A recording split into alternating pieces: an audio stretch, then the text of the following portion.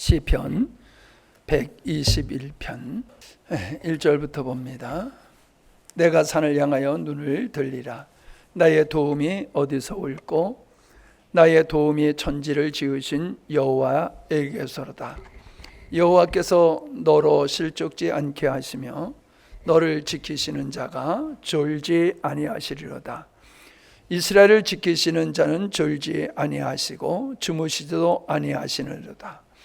여호와는 너를 지키시는 자라. 여호와께서 네 우편에서 네 그늘이 되시나니 낮에 해가 너를 상치 아니하며 밤의 달도 너를 해치 아니하리로다. 여호와께서 너를 지켜 모든 환난을 면케 하시며 또 네 영혼을 지키시리로다. 여호와께서 너의 출입을 지금부터 영원까지 지키시리로다. 아멘. 지난주의 말씀을 우리가 좀 생각해 보면은 하나님의 사랑은 우리의 어떤 죄보담도 크다라고 하는 것입니다. 우리가 생각하는 어떠한 용서할 수 없는 죄라고 하더라도 하나님은 그를 용서하신다는 것이지요. 그래서 우리는 그 하나님께서 우리가 죄를 짓기 전에 하나님은 시간을 초월하시는 분이라고 했죠. 영원하신 하나님이시기 때문에 우리는 과거, 현재, 미래가 있지만 하나님께서는 그냥 오직 현재뿐이다.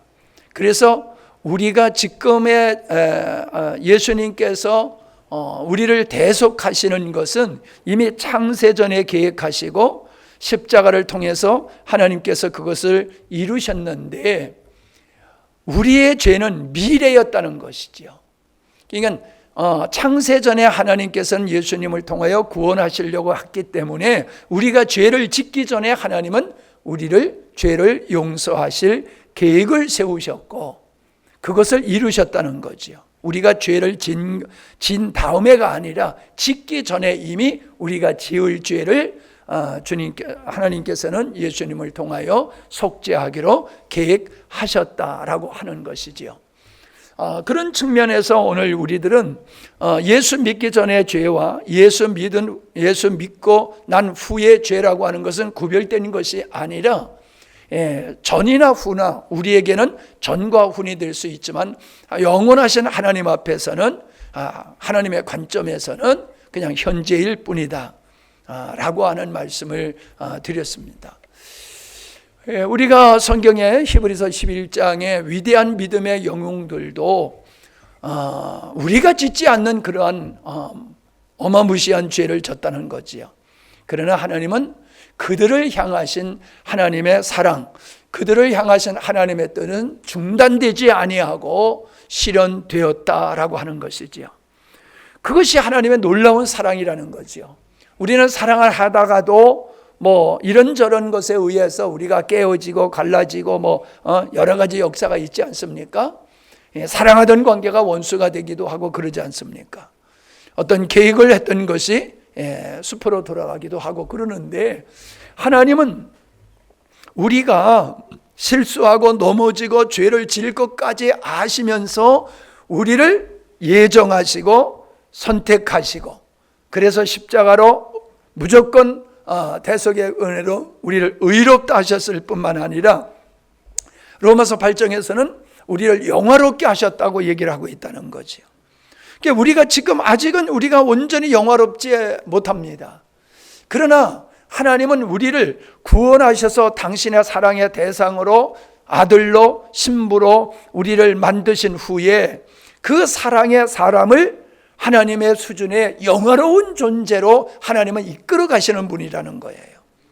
반드시 그분은 그렇게 계획하셨기 때문에 그분은 그렇게 완성하실 수밖에 없다는 거지요. 우리는 시작이 있어도 결말을 우리는 약속할 수 없지만은 하나님은 계획하신 것은 반드시 이루시는 거지요. 그래서 하나님께서 창세 전에 이미 하나님께서는 우리를 자녀로 삼으시고 우리를 영화로운 존재로 만드시고 사랑의 대상으로 우리를 세워가실 그 계획을 하나님께서 하셨기 때문에 그것은 아직 우리에게 이루어지지 않았다 할지라도 우리를 예정하시고 부르시고 의롭다 하시고 우리를 그렇게 하신 그분은 영화롭게까지 반드시 하실 것이다. 이게 바로 하나님의 신실함이고 하나님의 사랑이다라고 하는 거예요. 그래서 우리가 이거를 깨달아야 된다는 거예요. 하나님이 우리를 얼마나 사랑하시는지를.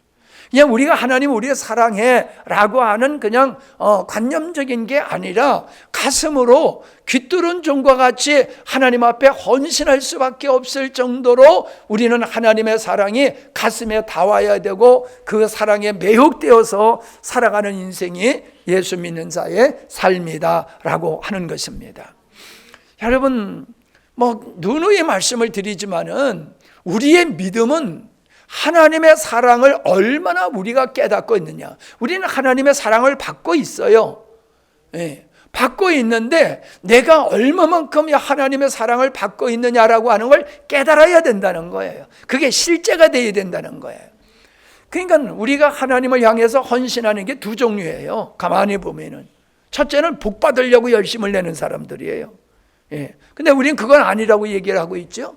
이미 하나님 우리에게 복을 주셨고 우리가 세상 것을 얻기 위해서 하나님 앞에 나가는 게 아니라는 거죠. 심지어 천국도 우리가 목적이 아니라 하나님의 목적된 삶을 살아가는 우리에게 있어서 복을 받기 위해서 우리가 신앙생활을 한다? 그건 우리와 거리가 멀지요. 근데 우리가 추구해야 될 게 뭡니까? 사랑의 하나님. 그 하나님의 사랑을 우리가 받고 깨달음을 통하여서 그 사랑에 매혹되어지게 되어지면은 그냥 우리는 하나님이 기뻐하는 즐거워하는 믿음의 삶을 살 수밖에 없다는 거예요. 우리가 믿음의 삶을 말씀대로 살지 못하는 것은 능력이 없어서가 아니에요. 원래 우리는 능력이 없어서 하나님 말씀대로 살 수 있는 그런 존재가 아니에요.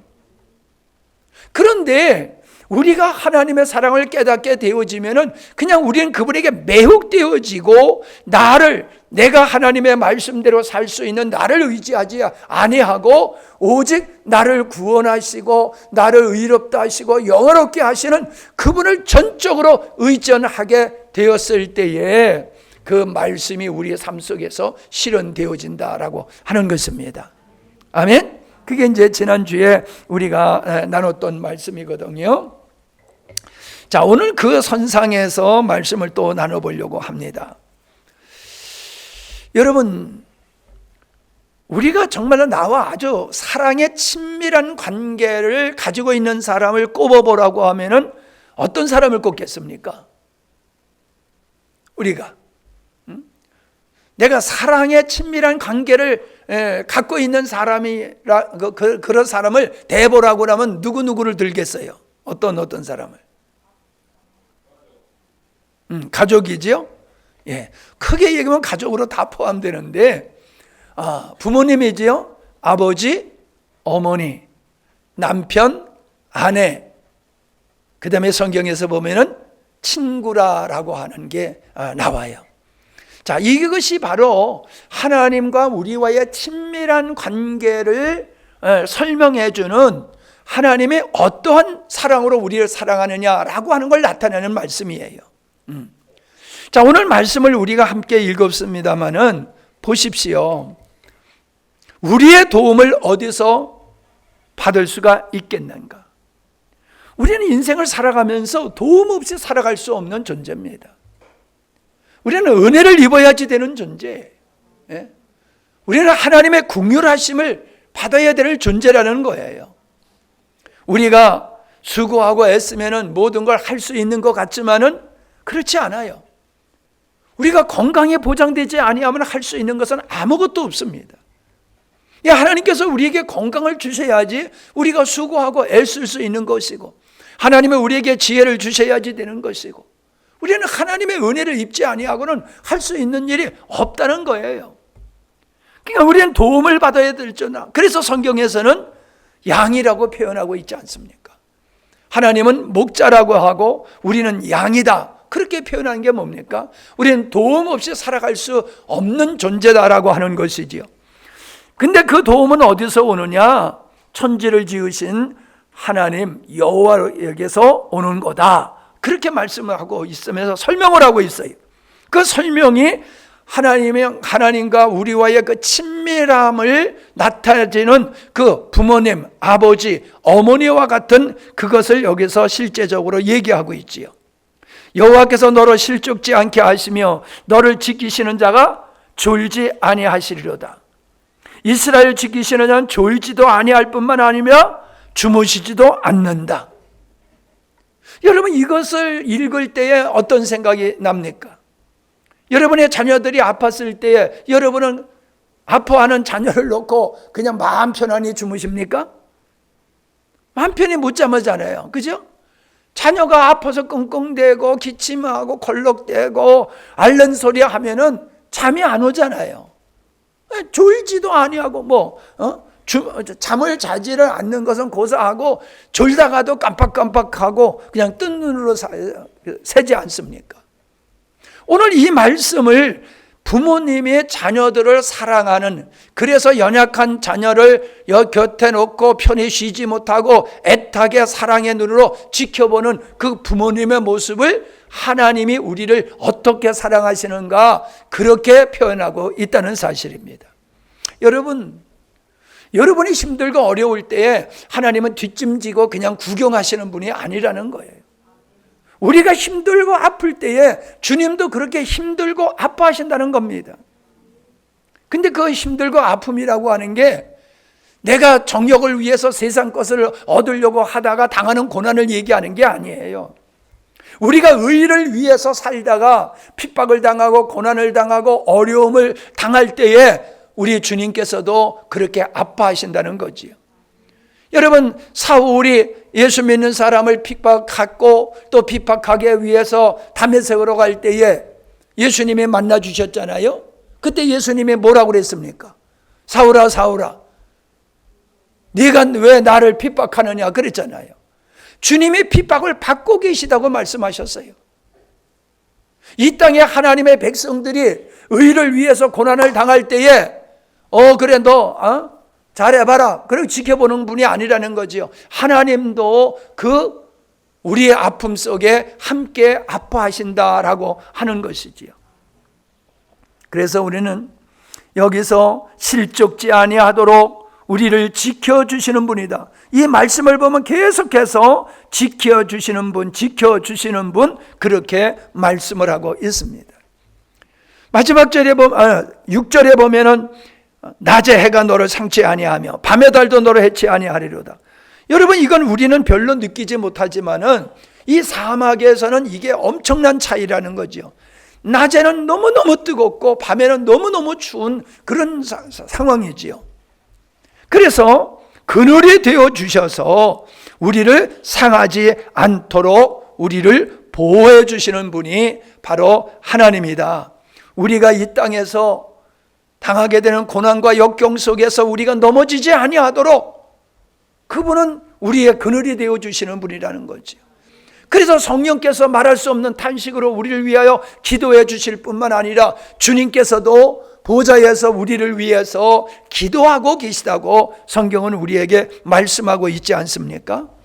여러분, 내가 믿음으로 살다가 고난을 당하게 되었을 때에 여러분 낙심하지 마시기 바랍니다. 여러분이 겪는 고난이 내가 육으로 살고 하나님을 떠나서 삶으로 말미암아 겪게 되어지는 고난이라고 하면은 그러면 회개해야 되지요. 예.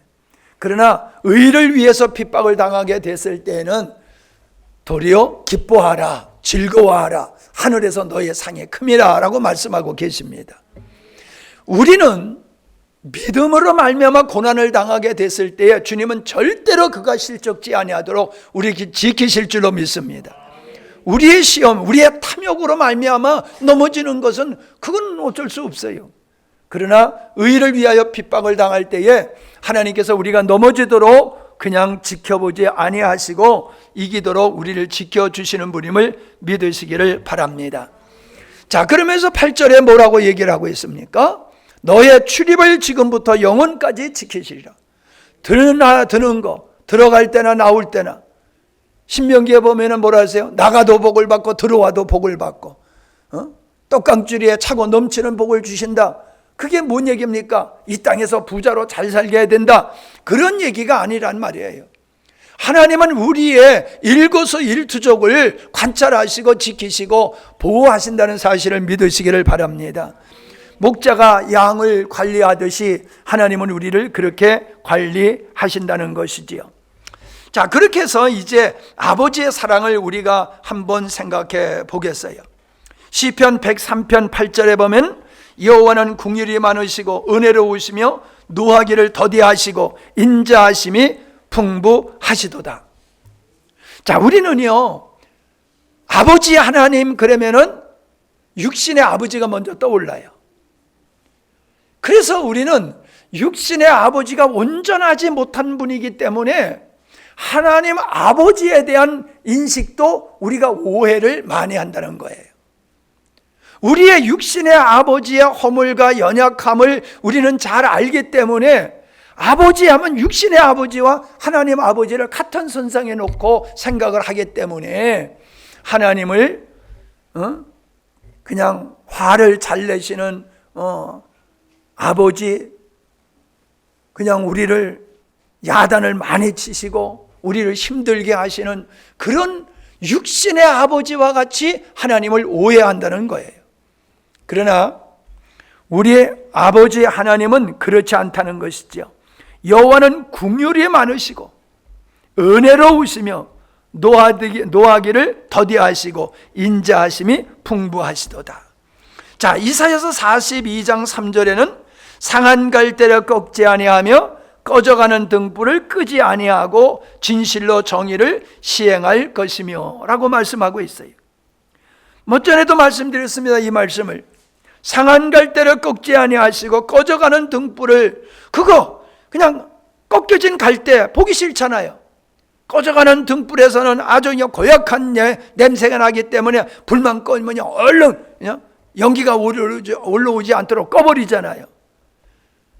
그렇지만은 하나님은 우리가 그런 존재라 할지라도 우리를 그렇게 박절하게 대하지 아니하시고 그렇게 우리를 버리시는 분이 아니라는 거예요. 상한 갈대와 같은 인간, 꺼져가는 등불과 같은 그런 연약하고 고약하고 하나님께 영광을 가리는 존재라 할지라도 하나님은 즉각 우리를 심판하지 아니하시는 하나님이다. 얼마나 감사합니까? 여러분, 우리가 행한 대로 하나님이 우리에게 보응하신다라고 하면은 우리는 살 수가 없지요. 하나님의 진노를 받아서. 자, 출애굽기 34장 6절로 7절입니다. 여호와께서 그의 앞으로 지나시며 선포하시되 여호와라 여호와라 자비롭고 은혜롭고 노하기를 더디하고 인자와 진실이 많은 하나님이라. 인자를 천대까지 베풀며 악과 과실과 죄를 용서하리라. 그러나 벌을 면제하지는 아니하고 아버지의 악행을 자손 3, 4대까지 보응하리라. 자, 이게 언제 하시는 말씀이냐면 모세가 시내산에 올라간 후에 백성들이 우상을 만들고 송아지를 만들고 거기에 절했을 때의 상황이에요. 그러한 백성들을 놓고 하나님께서 뭐라고 그래요? 나는 여호와로다 여호와로다 하면서 나는 자비로워, 나는 은혜롭고 노하기를 더디하고 인자와 진실이 많아. 그래서 복을 준다고 하면은 상징적으로 천대라는 거, 천대. 여러분, 천대라고 하는 것은 그냥 천대를 얘기하는 게 아니라 무한대를 얘기하는 거거든요. 무한대. 하나님은 우리에게 은혜를 베푸는데 용서를 70번씩 7번을 용서하듯이 하나님은 우리에게 은혜 베푸시는 것이 한도 끝도 없다는 거예요. 할렐루야. 우리 하나님은 그러는 분이라는 거지요. 근데 여기 진노는 몇 대까지라고 그랬어요? 3, 4대까지. 그러니까 1000년 무궁한 거에 비해서 3세라고 하는 것은 아주 짧은 기간이잖아요. 하나님이 우리에게 진노하신다고 영원히 진노하시는 게 아니라는 거지요. 그건 제한적이라는 거예요. 3세다라고 하는 짧은 기간 동안은 하나님께서 징계를 하실 수 있지만은 영원히 버리시는 분은 아니다. 자, 그게 호세아서 11장 8절에 나와요. 에브라임이여, 내가 어찌 너를 놓겠느냐? 이스라엘이여, 내가 어찌 너를 버리겠느냐? 내가 어찌 너를 아드마 같이 놓겠느냐? 어찌 너를 스보임 같이 두겠느냐? 내 마음이 내 속에서 돌이키어 나의 궁율이 온전히 불붙듯 하도다. 내가 나의 맹렬한 진노를 나타내지 아니하며 내가 다시는 에브라임을 멸하지 아니하리니 이는 내가 하나님이요 사람이 아님이라. 네 가운데 있는 거룩한 이니 진노함으로 네게 임하지 아니하리라. 에브라임이라고 하는 것은 요셉의 아들이지요. 둘째 아들이요. 첫째 아들은 므낫세고. 근데 축복을 할 때에 손을 이렇게 어긋해서 축복을 했단 말이에요. 그러니까 요셉이 바꿔왔어요. 이쪽에 큰 아들이고 여기가 작은 아들이니까 야곱이 뭐라니까 나도 안다. 그러면서 작은 자가 먼저 되고 나중된 자가 먼저 된다. 작은 자가 먼저 된다. 큰 자가 작은 자를 섬기게 될 것을 야곱이 축복하면서 그렇게 했잖아요. 그 축복대로 이 에브라임의 족속은 지파는 굉장히 성장했어요. 번성했어요. 그래서 이스라엘, 북이스라엘, 남유다로 나눠졌을 때에 유다와 밑에 베냐민 지파인가? 그 두 지파고 위에 12지파가 있었지만은 그 12지파 중에서 제일 큰 지파가 에브라임 지파였어요. 그래서 북이스라엘을 지칭할 때에 항상 에브라임 이렇게 호칭을 하고 있는 겁니다. 그러니까 에브라임이여, 내가 어찌 너를 놓겠느냐? 이스라엘이여, 내가 어찌는 너를 버리겠느냐? 그렇게 할 수 없다는 거예요. 그러면서 나중에 하시는 말씀이 내가 어찌 너를 아드마 같이 놓겠느냐? 어찌 너를 스보임 같이 두겠느냐? 그랬는데 이 아드마와 스보임은요, 소돔과 고모라 성 옆에 있던 성들이에요. 그래서 소돔과 고모라 성에 멸망받을 때에 함께 멸망된 도시가 바로 아드마하고 스보임이라는 거예요. 그러니까 내가 이 아드마 같이 스보임과 같이 멸망되는 것 같이 에브라임을, 이스라엘을 내가 그렇게 버리겠느냐? 그렇지 않겠다는 거예요. 그러면서 뭐라고 그랬어요? 내 마음이 내 속에서 돌이켜 나의 긍휼이 온전히 불붙듯 하다. 예? 불불듯 한다. 가슴이 뜨겁다는 얘기지요. 주체할 수 없다는 얘기지요. 하나님은 당신의 백성들을 향해서 연약하고 부족하지만은 그들을 향한 하나님의 마음은 식지 아니었다. 그 사랑은 변함이 없다. 그래서 그들이 아수르로, 바벨론으로, 포로로 잡혀가도 하나님의 그 뜨거운 가슴으로 그들을 다시금 돌아오게 하시는 것을 볼 수가 있습니다. 이게 뭐예요? 이게 바로 아버지, 사랑의 아버지의 모습을 우리에게 나타내 보이는 것이다 라고 하는 것입니다. 자, 그 다음에는 아버지라고 하면은 사랑의 아버지라는 의미가 있고, 두 번째는 공급자라고 하는 게 있어요. 공급, 자녀에게 필요한 것을 공급해주는. 가장은 가정을 먹여 살리지 않습니까? 아버지는 자녀의 필요한 모든 것을 채워주는 공급자라는 거예요. 자, 그래서 마태복음 6장 8절에 보면은 그러므로 그들을 본받지 말라. 구하기 전에 너에게 있어야 할 것을 하나님 너희 아버지께서 아시느니라. 아버지는 자녀가 뭐가 필요한지를 다 알잖아요. 다 알잖아요. 그래서 그 필요를 채워주기 위해서 낮이고 밤이고 가리지 아니하고 일해가지고 자녀들의 필요를 채워주는 그 아버지잖아요. 그 말씀을 하고 있는 거예요. 너희에게 있어야 할 것을 아시느니라. 그렇게 말씀하고 있어요. 자, 디모데전서 6장 17절에 보면은 네가 이 세대에서 부한 자들을 명하여 마음을 높이지 말고 정함이 없는 재물에 소망을 두지 말고 오직 우리에게 모든 것을 후히 주사 누리게 하시는 하나님께 두며, 할렐루야, 모든 것을 후히 주사 누리게 하시는 하나님께 소망을 두라. 그러니까 여러분, 우리 가난하게 살면 안 돼요. 아니 내가 뭐 가난하게 살고 싶어서 뭐 가난하게 삽니까?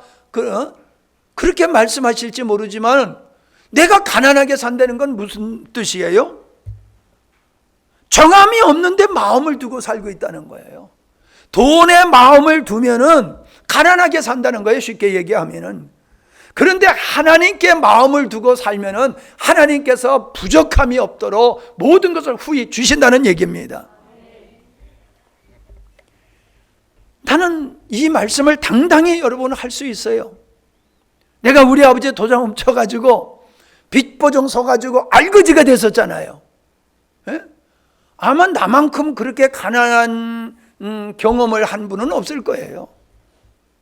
그냥 깡보리에다가 간장만 찍어서 먹고. 여러분 그게 말이 쉽지요? 그냥 보리쌀 삶아가지고 다른 반찬도 없고 간장만 찍어 먹었다니까요. 그렇게 힘들었었어요. 그러나 지금 나의 삶을 보세요. 사람들은 나보고, 사모님 보고 저 청담동 사모님 같대. 청담동이 어딘지 모르죠? 서울에 거기 있어. 거기 부자들만 사는 동네야. 거기 사는 사모님 목사님 같다고 그래요. 시골에 있는 목사님 같지 않대. 뭐 시골에 있는 목사님은 어떤지 모르겠어. 뭐 좀 무서운 얘기지만 꼬질꼬질하지 않다는 얘기잖아요. 때깔난다는 얘기잖아요. 과거에 나는 그렇게 힘들었어요. 왜? 내가 하나님 말씀대로 안 살고 부모님 도장 훔쳐다가 선한 일을 한다고 엄한 짓 하다가 얼마나 내가 나만 고생한 거예요. 온 식구를 다 생고생시키고 그랬지요. 여러분 우리가요 하나님의 천지 만물을 창조하시고 인간이 먹을 것 없어가지고 허덕이게 한 적이 있습니까? 하나님 우리가 먹을 것을 풍성히 땅에서 나게 하셨어요. 그와 같이 우리는 하나님의 말씀대로 살고 하나님을 사랑한 대로 우리가 마음을 하나님께 온전히 드리고 살면은 하나님은 우리를 넉넉하게 사는 줄로 믿습니다. 그걸 성경에서 뭐라고 그랬어요? 머리가 될지언정 꼬리가 되지 아니하리라. 그 약속하셨어요. 하나님은 항상 우리가 앞서가면서 누리면서 사람들을 섬기게 하시지 돌아다니면서 손 벌리게 하지 않으셨다는 거예요. 만약에 내가 손 벌리는 삶을 살고 있다고 하면은 그건 내가 하나님 앞에서 약속한 축복을 받을 만한 삶을 내가 못 살고 엉뚱한 짓을 하고 있다는 거예요. 뭐 세상에도 그렇잖아요.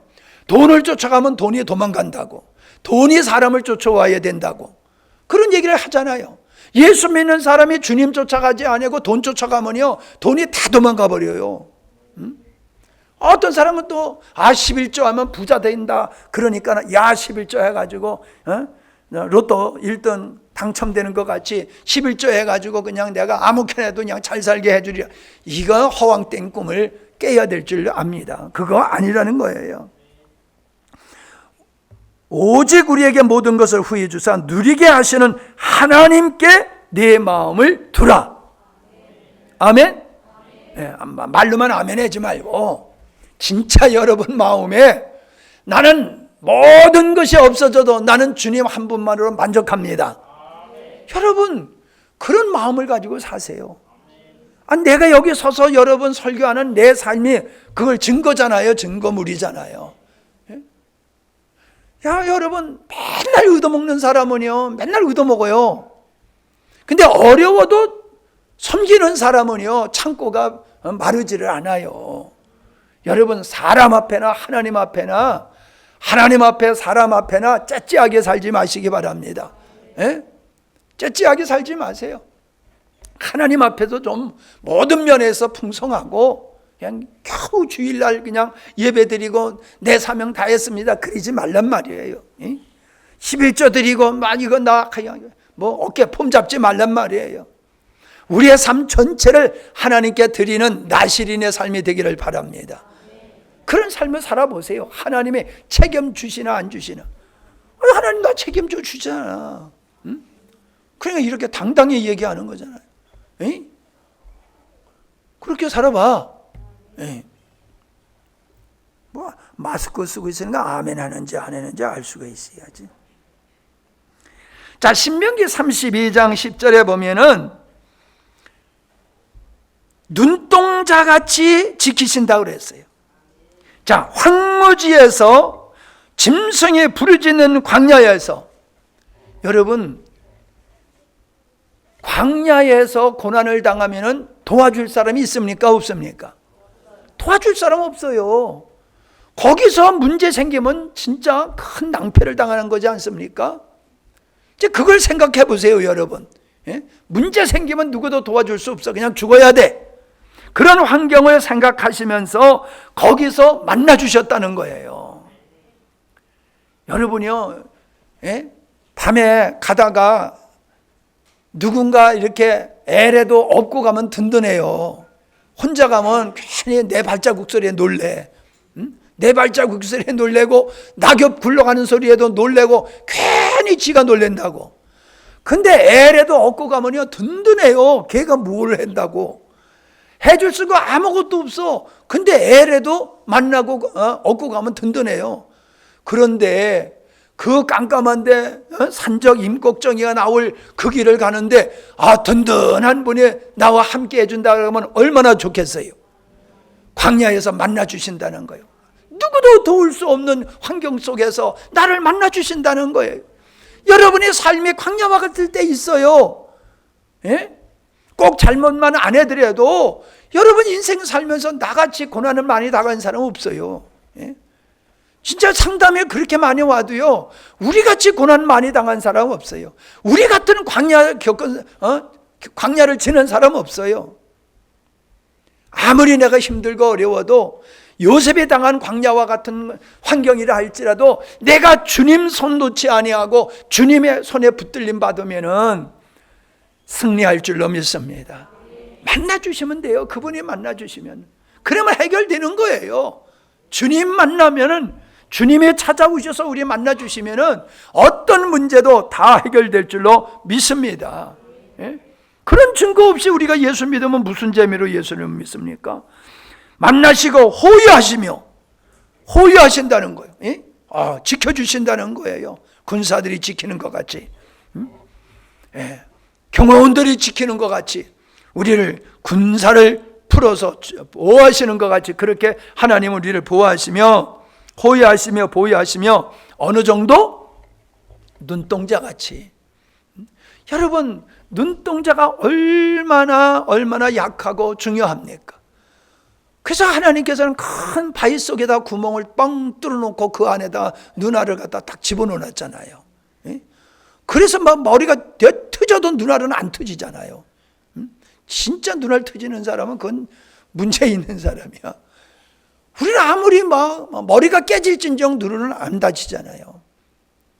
그렇게 눈동자와 같이 하나님은 우리를 보호하신다. 아멘? 아버지 하나님은 그렇게 우리를 보호하시는 분이다 라고 하는데, 여러분, 이것이 그냥 이야기가 아니라 여러분의 삶 속에서 느껴지고 경험되어야 될 줄로 믿습니다. 자, 하나님은 항상 아버지로 표현하지 엄마로 표현하지 않아요. 근데 성령님은 어머니로 더 많이 표현을 합니다. 어머니로. 그런데 성경에 보면은 하나님도 어머니로 표현하는 데가 있어요. 시편 2편 7절을 보면은 내가 여호와의 명령을 전하노라. 여호와께서 내게 이르시되 너는 내 아들이라. 오늘 내가 너를 낳았도다. 그렇게 말씀하고 있어요. 낳았다는 것이지요. 여러분, 이 낳은 자식을 얼마나 소중하게 여깁니까? 자, 이사야서 66장 12절에 보면은 여호와께서 이같이 말씀하시되 보라, 내가 그에게 평강을 강같이 그에게 문 나라의 영광을 넘치는 시내같이 주리니 너희가 그 성읍이 젖을 빨 것이며 너희가 옆에 안기며 그 무릎에서 놓을 것이라. 어머니가 자식을 위로함 같이 내가 너희를 위로할 것인즉 너희가 예루살렘에서 위로를 받을 것이다. 이건 부모님의 아이를 도닥거리고 재우고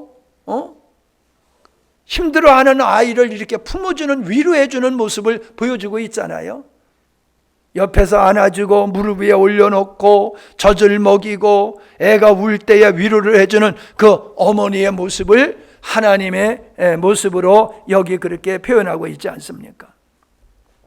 이사야서 49장 15절에 보면은 여인이 어찌 그 젖 먹는 자식을 잊겠으며 자기 태에서 난 아들을 궁일이 여기지 않겠느냐? 그들은 혹시 잊을지라도 나는 너를 잊지 아니하리라. 어찌 엄마가 자기가 낳은 자식을 잊어버릴 수가 있느냐? 그렇지 않다는 거지요. 그러나 혹 그렇다 할지라도 나는 안 그래. 하나님이요, 나는 안 그래. 나는 너희를 잊지 않아.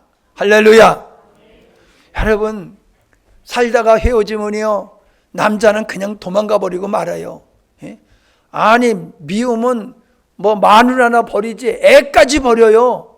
그리고 자기 혼자 가가지고 자기 혼자 잘 살겠다고 새 출발을 해요.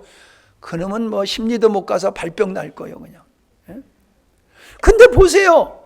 헤어지면요, 항상 애들은 누구 몫이요? 그거 정해졌어요? 정해진 게 아닌데 엄마는 아이를 못 버려요. 못 버려요. 아버지는 버려도 엄마는 못 버리더라고요. 뭐 그렇다고 뭐 아버지를 폄하하는 얘기는 아닙니다. 근데 내가 아무리 봐도 자식 사랑은 엄마 사랑이 더 큰 것 같아. 아빠 사랑보다 엄마 사랑이 더 큰 것 같아. 그럴 수밖에 없잖아요. 10개월 동안 배에서 기르고 낳느라고 고생하고 그거 업어서 기르느라고 얼마나, 남자는 그래도 피곤하면 자요. 근데 엄마는 안 자잖아. 꼬박 세면서 애 간호하고 그러잖아요.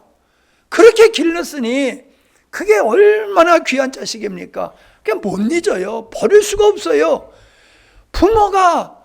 부모보다도 엄마는 자식을 위해서 아주 희생을 하잖아요. 하나님은 그런 분이라는 거예요. 엄마가 자식을 사랑하는 것 같이 하나님은 그렇게 사랑하는 아들이 사랑한다. 그래서 마태복음 23장 37절에 보면 또 이런 말씀이 있어요. 예루살렘아 예루살렘아 선지자들을 죽이고 네게 파송된 자들을 돌로 치는 자요, 암탉이 그 새끼를 날개 아래 모음같이 내가 네 자녀를 모으려 한 일이 몇 번이더냐. 여러분, 닭이 알을 품으면요 먹지도 아니하고 계속 품고 있잖아요. 계속 품고 있잖아요. 뭐 가끔 나와서 좀 먹고 그러더라도요, 그래서 병아리가 깨가지고 이제 그게 삐약삐약 돌아다니는 20일이 지낸 그 다음에 엄마 닭을 한번 안아보세요. 배짝 말랐어요. 껍데기만 있어요. 껍데기만. 그렇게 품고 새끼를 핀 다음에, 여러분 아마 유튜브에서 봤을 거예요. 매가 병아리 잡아가려고 그러면은 엄마 닭에 달려들지요. 엄마 닭이 이겨요? 매가 이겨요? 힘으로 하면 매가 이기는데 실질적으로는 닭이 이겨요. 엄마 닭이. 엄마 닭이 그냥 매한테 막 달겨드니까는 매가 도망가더라고요. 목숨 걸고 그 지새끼인지 아닌지도 모르면서 지새끼라고 믿고 그냥 목숨 걸고 지키잖아요. 목숨 걸고. 뱀 같은 거 와도 막 그냥 막 부리로 쪼고 난리 해서 쫓아버리고 그러잖아요. 암탉이 그 새끼를 날개 아래 품는 것 같은 생각을 하면서 맹금녀가 왔을 때에 거기서 그 자기 새끼를 지키는 이 어미닭을 생각하면서 하나님은 그렇게 나는 너희들을 보호하고 너희들을 사랑한다, 그렇게 말씀하고 계시는 겁니다. 그건 우리가 잘나서 사는 게 아니고 하나님의 은혜로 사는 것을 꼭 믿으시기 바랍니다. 사람이 참 다친다는 게 그 우스운 거예요. 요 앞산에 나무 두 그루를 베었는데, 나무 두 그루를 베가지고 이렇게 자르는데 요만큼이 있는 게 그거를 굴려가지고 요 밑에다 놓고 자르면 좋을 것 같아. 그래서 훅 돌렸더니 이게 그냥 대굴대굴 굴르는 거예요. 그게 그러면 그냥 집을 그냥 쾅 치면 또 집이 찌그러지면 또 문제가 될 것 같아가지고 아이고야 쫓아가가지고 그건 굴러가는 걸 붙들려고 하다 보니까는 낙엽이 있고 가지가 있고 그러니까 쭉 미끄러져 가지고 그냥 넘어졌어요. 아무도 안 봐서 다행이지 그냥. 사모님이 봤어 봐요. 아이고 그러길래 뭐라고 또 얼마나 또 사랑의 잔소리를 많이 하셨겠어. 그냥 아무도 안 봐서 그냥 나 혼자 툴툴 털고 일어났는데, 그리고 붙들어 놓고 보니까 조금 아프더라고 여기가. 예. 여러분 전혀 사건 그런 일이 벌어지리라고 꿈에도 생각하지 않았어요. 그냥 이렇게 돌리면 휙 넘어가가지고 있을 줄 알았어. 웬걸 그냥 막 굴르더라고요. 상상하지 못한 데서 교통사고 나고 상상하지 못한 데서 문제가 생기잖아요. 우리가 은혜로 사는 겁니다. 은혜로 사는 걸 우리가 알아야지 하나님 앞에 겸손하고 참 우리가 하나님의 기쁨으로 살아간다는 거예요. 자, 그 다음에 빨리빨리 해야죠. 남편. 하나님은 우리를 난 너의 남편이다 이라고 말씀하고 있어요. 이사야서 54장 5절에 보니까는 이는 너를 지으신 이가 내 남편이시니라. 우리를 지으신 분이 누구라고요? 창조주. 근데 여기서는 창조주라고 그러지 아니하시고 너를 지으신 분이 너의 남편이야 라고 말씀하고 있어요. 그러니까 또 우리 여자 집사님들은 이해가 갈지 모르지만 남자 집사님들은 이해가 잘 안 가잖아요. 그죠? 그러니까 우리가 어린 양의 신부인과 같이 우리는 하나님이 우리의 남편 되어주신다라고 하는 것을 우리가 볼 때에 남편은 아내의 보호자라는 거예요. 아멘? 보호자라는 거예요. 나만 사랑하시는 분이야. 나를 위해서 그냥 죽도록 일하고 돈 벌어오고 애쓰고 힘쓰는 분이 남편이란 말이에요. 아니 나도 돈 버는데요? 그런 소리 하지 말고 무슨 뜻인지 아시지요? 남편이란 말이에요. 여러분 남편 없어 보세요.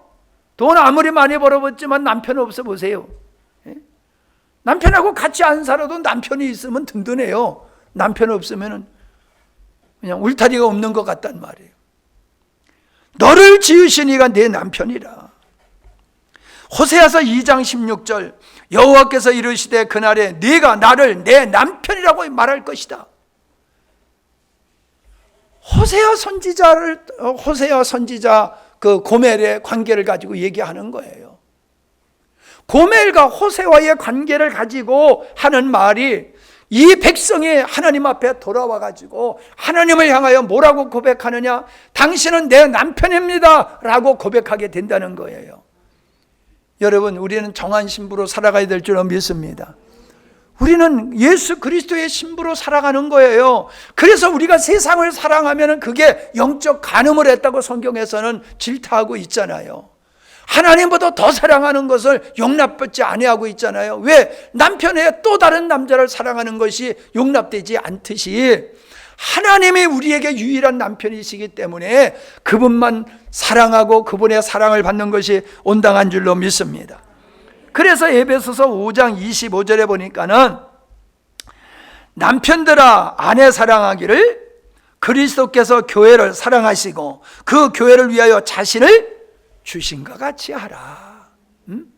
그러니까 남편의 아내를 어떻게 사랑해야 하는 그 케이스로 그리스도께서 교회를 사랑하심과 같이 그렇게 하라는 거예요. 그러니까 뭐예요? 남편이신 그리스도께서 아내인 교회를 자신을 주시는 사랑을 하셨다는 거예요. 그렇게 우리가 부부지간에 사랑을 해야 된다라고 말씀하셨는데, 다시 얘기하면은 남편 되신 주님께서는 우리를 얼마나 사랑하시냐면 당신을 십자가에 달려서 우리를 구원하시는 사랑을 베푸신 줄로 믿습니다. 우리는 그런 사랑을 받고 사는 존재라는 거예요. 이제 마지막으로 친구이신 분이야. 하나님은 우리가 친구 되시는 분이에요. 여러분 친구 참 50년 만에 만난 친구도 좀 써먹써먹하긴 해더라도요 조금 있으니까요 옛날로 확 돌아가 버리더라고. 그냥 50년을 살았는데 조금 있으니까 50년 전으로 돌아가가지고 고등학교 다닐 때에 머리 뻑뻑 꺾고 다닐 때에 그 환경으로 싹 바뀌는 거예요. 만나보면요, 예? 할아버지들끼리도 야, 이 자식아, 막 욕을 해. 야, 이 새끼야, 막 이런 거야. 고등학교 때 욕하고 놀던 거 가지고 똑같이 그래요. 야, 이 새끼, 이 새끼 막 그러면서 그냥 아무지도 않아. 뭐. 근데 나는 목사님이 되는 바람에 누구한테 그런 소리를 못 듣다가 광범아 그러는데 이상해. 광범아 그러는데 뭐 모욕당하는 것 같기도 하고 무시당하는 것 같기도 하고 야 임마 광범이가 뭐야 임마 나 목사지 그럴 수는 없고 말이요. 뭐 그래 뭐 그랬지만은 하여튼 친구지간에는요 허물이 없어요. 응? 하여튼 뭐 비밀이 있습니까? 친구지간에 비밀이 없어요. 부모한테는 비밀이 있어도요 친구한테는 비밀이 없어요. 친구지간에 흉어물이 없어요. 아무리 못나도 친구는요 그냥 친구예요. 그런 친구가 없나 보다. 아멘도 안 하고 가만히 있는 거 보니까 진짜 친구는 그런 친구라니까요. 예? 저 자식은 맨날 얻어만 먹고 있어. 그러면서 밥 사준다니까. 예? 예, 욕을 하면서도 또 만나주고 밥 사주고 차 사주고 그러고 지내는 게 친구예요. 예? 그 친구 따라 강남 간다고 그러잖아요. 그 얼마나 친구가 좋으면 친구가 가는 대로 따라가는데 여러분 친구 전도해야지요. 아이고. 여러분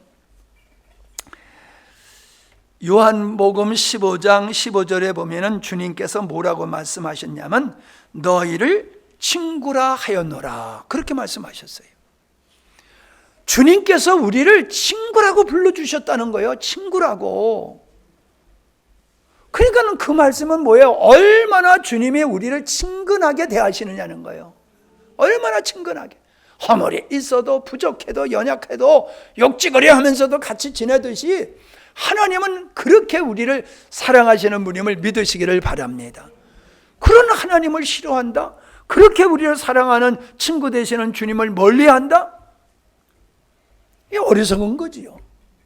사람은 혼자 못 살잖아요. 혼자 못 사는데 결국은 누구하고 가까이 지내느냐 하면 사랑하는 사람하고 가까이 지내는 거예요.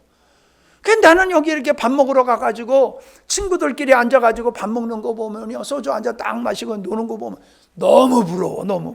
예? 친구하고 지내는 게 너무 부러워. 여러분 목사님들하고 지내도요 그 친구의 느낌이 안 나와요. 아무리 가까워도요 친구의 느낌이 안 나와요. 그냥 목사님이야 목사님. 그냥 목사님으로 가까운 사이지. 여러분 나하고 친구합시다. 오늘 어떤 목사님하고 통화를 했는데 나이가 똑같대. 근데 그분이 형님을 하자 형님. 내가 형님으로 섬기겠다 그래서 나이가 같은데 무슨 형님이라니까 난 그래도 형님으로 섬길 테니까 형님 하자고. 여러분 형이 없는 사람은 형이 그리워서 동갑내기도 형으로 부르듯이 우리가요 이 땅에 살아가면서 친구하고 사는 게 행복이에요. 여러분 친구하고 그래도 가끔 만나니까 그건 못 느끼지만 나는 50년 동안 친구 몇 사람 몇 번 못 만났어요. 정말 친구가 그리울 때가 있어요. 아주 몸살나도록 친구가 그리울 때가 있어요. 여러분 주님이 우리의 친구 되신다라고 하면 우리도 친구 되어야 될 줄로 믿습니다. 우리가 관계가 그렇게 돼야 돼요. 근데 안 믿는 사람은 그거 잘하는데 우리는 못해 그렇게. 병원에 있으면요 보니까는 나이가 꽤 많아 보이는데 막 그냥 야자 막 그래. 근데 또 얘는 또 얘래네. 그 사람은 또 아무렇지도 않게 얘 그래. 여기서는 야자 막 그러고. 그래서 가만히 자기 어떤 관계야 하고 봤더니 친구는 아니더라고. 근데 친구 되는 것 같이 동생 되는 것 같이 그래. 그래서 내가 물어서 하도 이상해가지고 친구는 아닌 것 같은데 대하는 거 보면 꼭 친구 되는 것 같으네 그랬더니 얘가 나이가 나보다 적어요 그러더라고. 그러니까 남자끼리가 아니라 여잔데 남자가 자기보다 나이가 적다고 그냥 동생이 돼 뿌리더라고요. 그러면서 그냥 막 말 놓고 막 하더라고. 그러니까 또 그 사람도 그냥 누님으로 깎듯이 그냥 누님으로 대하더라고요. 하여튼 안 믿는 사람은요, 뭐 하루만 같이 지내면 뭐 친구, 뭐 형, 동생, 이게 잘 되더라고요. 뭐 그 진짜인지 가짜인지 모르겠지만. 근데 우리 예수 믿는 사람이 안 돼. 에? 안 돼. 그 참 희한해. 사랑을 그렇게 얘기하면서 안 된단 말이에요. 우리 주님은 우리를 친구로 여긴다고 말씀하고 있습니다. 잠언서 18장 24절에 보니까는 어떤 친구는 형제보다 낫다 그래요. 어떤 친구는 형제보다 낫다. 형제는요, 형제가 잘못하면은 너 이젠 안 봐 그런다고요. 근데 친구는요, 그런 친구의 허물을 다 받아주고 덮어주고 그러면서 끝까지 가더라고요. 그런 친구를 가리켜서 하는 얘기가 형제보다 낫다 그렇게 말씀을 하더라는 거예요. 이제 결론 맺겠습니다. 자, 우리는 누구나 사랑받을 자격이 있음을 믿으시기 바랍니다. 누구나 못된 사람도 사랑받기를 원해요. 못된 사람도. 그러니까 모든 사람은 사랑받기를 원한다는 걸 여러분이 가슴으로 인식하시고 모든 사람을 사랑의 대상으로 삼으시기 바랍니다. 모든 사람을 사랑의 대상으로 삼으세요. 자, 근데 중요한 게 있어요. 저 사람이 언제 사랑을 필요로 하는가를 살펴야 돼요. 언제 사랑을 받기를 원하는가. 배부르고 등 따서 울 때에 밥 사 먹자고 그러면요, 시궁둥해요. 배고픈 사람이 밥 먹자라고 하면 얼마나 고마워하겠어요. 사람은 살아가다가 사랑이 그리울 때가 있어요. 위로가 그리울 때가 있어요. 사람의 따뜻한 손길이 그리울 때가 있어요. 그때 우리가 사랑을 베풀어야 될 줄로 믿습니다. 배부른 사람한테 밥 사준다, 밥 사준다는 밥 사줘도 고마울 줄을 모른단 말이에요. 우리가 사랑을 하는 건 맞지만은 저 사람이 진짜 사랑을 굶주렸을 때를 우리는 사랑할 때로 여겨야 될 줄로 믿습니다. 그러니까는 그런 때는 좋은 때가 아니에요. 힘들고 어려울 때다. 그때 고독하고 넘어졌을 때, 실패했을 때, 병들었을 때, 홀로 있을 때 그 사람을 내가 사랑할 때다 라고 하는 것을 여러분의 마음속에 간직하시고, 먼저 우리가 하나님의 사랑을 받은 것을 내가 깊이 깨닫게 되면은 하나님을 목숨을 다하여 사랑할 뿐만 아니라 그 하나님을 사랑하는, 목숨을 다하여 하나님을 사랑하는 사랑으로 이웃을 내 몸같이 사랑하게 될 줄로 믿습니다. 나를 사랑하시는 하나님의 사랑은 아버지 사랑이요, 어머니 사랑이요, 남편 사랑이요, 친구 사랑으로 우리를 사랑하시는 분이시기 때문에 우리는 어떤 사람이다? 행복한 사람이다. 예. 나는 어떤 사람이다? 정말 여러분 행복한 사람입니까? 여러분 스스로가 나는 정말 행복하다고 느껴져야지 진짜 행복한 사람이지, 내가 행복하다고 느끼지 않으면요, 행복한 환경에 있어도 그 사람은 불행한 삶을 살게 되는 거예요. 그런 분이 한 분도 없기를 바랍니다. 그래서 우리 영광스러운 교회는 언제나 하나님의 나라 천국이 이루어지는 교제가 늘 유지되기를 바랍니다. 아멘. 기도합니다. 하나님 아버지 되시는 하나님, 어머니의 사랑으로 우리를 사랑하시는 하나님, 우리를 남편과 같이, 남편이 아내를 사랑함과 같이 우리를 사랑하시는 하나님, 친구를 사랑하는 듯 우리를 그렇게 품으시고 용납하시며 사랑하시는 그 사랑을 우리가 온전히 깊이 깨닫기를 원합니다. 그래서 하나님을 향하여 온전한 모습으로 사랑할 뿐만 아니라 하나님을 사랑하는 그 사랑이 이웃에게도 적용되어서 내 주변에 나의 사랑을 필요로 하는 그 사람들을 찾아가서 하나님의 사랑을 전달할 수 있는 우리 모두가 되게 하여 주시옵소서. 예수님의 이름으로 기도하옵나이다. 아멘.